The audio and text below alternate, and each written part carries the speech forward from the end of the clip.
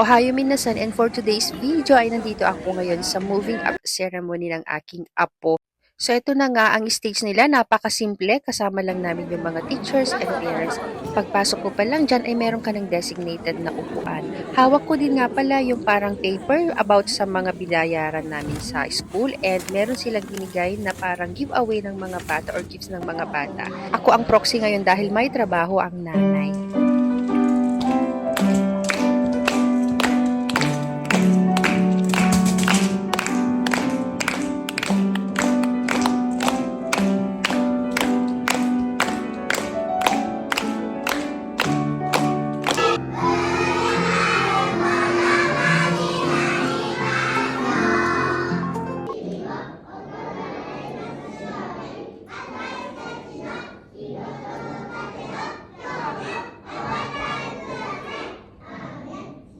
株屋楼リアンさん。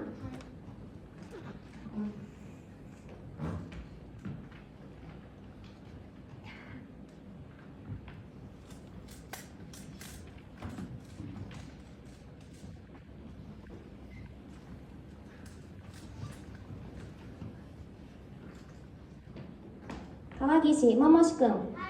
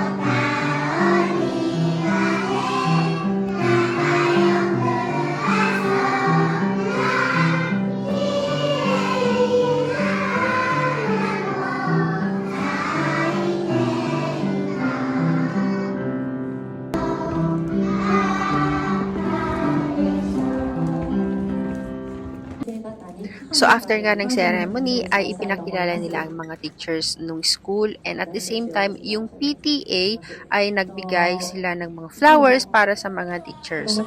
Napakasimple ng kanilang moving up, para ka lang nag-attend ng isang seminar, tsaka ang tahimik, auntie.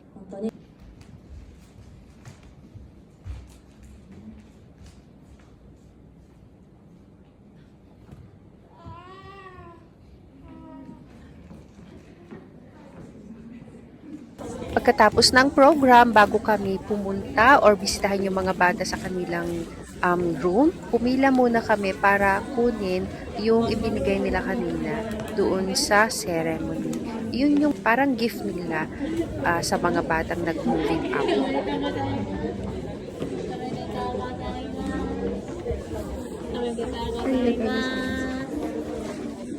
At bago nga kami umuwi ay nagpicture-picture muna si Isay kasama ng kanilang teachers at kanyang mga classmates sa loob ng kanilang school or sa loob ng kanilang classroom.